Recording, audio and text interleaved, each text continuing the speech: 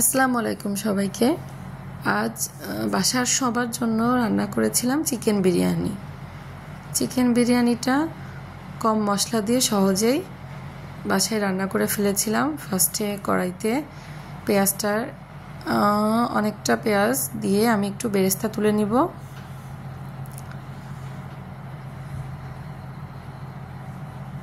পেঁয়াজটাকে এখন আমি বেরেস্তার কালার হওয়া পর্যন্ত ভেজে নিয়ে তুলে নেব।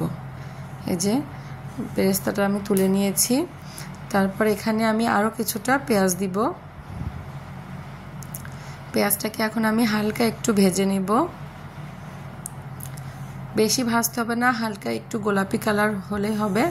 তারপর এই যে চিকেনটাকে আমি ধুয়ে নিয়েছি, এখন আমি চিকেনটাকে এর ভিতরে দিয়ে দিব।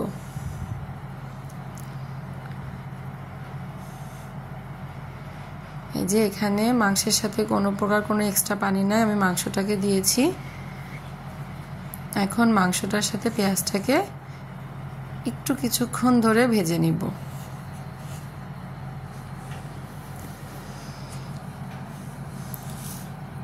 এখন এর ভিতরে আমি দিয়ে দিব পরিমাণ মতন লবণ, দিয়ে আমি মাংসটার সাথে আবার ভালোভাবে মিশিয়ে দিব। এখন কিছুক্ষণ ধরে মাংসটা আমি ভেজে নিব। তারপর আমি এখানে দিয়ে দিয়েছি রসুন কুচি করে জাস্ট ওটাকে একটু আমি থেতলিয়ে নিয়েছি। তারপর দিয়ে দিব আদা বাটা, তারপর দিয়ে দিব বেশ খানিকটা জিরা বাটা। তারপর এখানে দিয়ে দিব জায়ফল, জয়ত্রী, দারুচিনি, এলাচ। এখানে আমি লবঙ্গ দিয়েছিলাম, বাট সেটা ভিডিও নাই আমার কাছে, মানে করা হয়নি। তারপর দিয়ে দিলাম ধনিয়া গুঁড়া, আর দিয়ে দিব একটু সামান্য পরিমাণে লাল মরিচের গুঁড়া। এখানে আমি এখনো পর্যন্ত কোনো প্রকার কোনো মানে ঝালের জন্য গুঁড়া মশলা দিই নাই, এই আমি একটু পরিমাণে দিয়েছি লাল মরিচের গুঁড়া। এখানে আমি আরও বেশ কয়েকটা কাঁচামরিচ অ্যাড করব। এই যে কাঁচামরিচটাকে আমি মাঝখান থেকে কেটে নিয়েছি, চাইলে পেস্ট করেও দেওয়া যায়। এখানে আমি তাড়াতাড়ির জন্যে জাস্ট একটু কেটে দিয়ে দিয়েছি। তারপর এখানে আমি দিয়ে দিয়েছি গরম মশলা গুঁড়া। বাসায় আমি গরম মশলা গুঁড়া বানিয়েছিলাম, সেটাকে দিয়ে দিয়েছি। এখন আমি একটু গরম পানি দিয়ে দিব, কারণ নিচে লেগে যাচ্ছিল। সেটাকে দিয়ে আবার কিছুক্ষণ নাড়াচাড়া করব।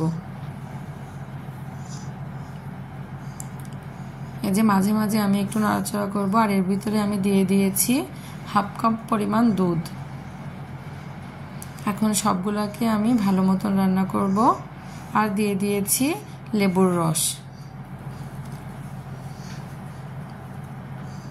এখন এই যে ঢেকে আমি একটু কিছুক্ষণ ধরে রান্না করব। দেখুন এখন মুরগিটার থেকে আরও পানি ছেড়েছে। আর আমি এখানে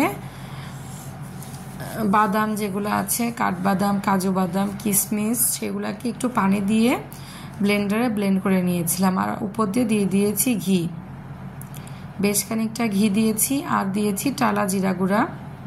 আর যে পেঁয়াজ বেরেস্তাটা করে রেখেছিলাম সেটাও এখন দিয়ে দিব।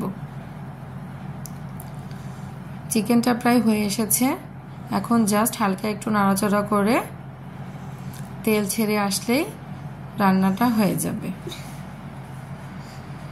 এই যে দেখুন রান্নাটা আমার হয়ে গেছে, চিকেন রান্নাটা।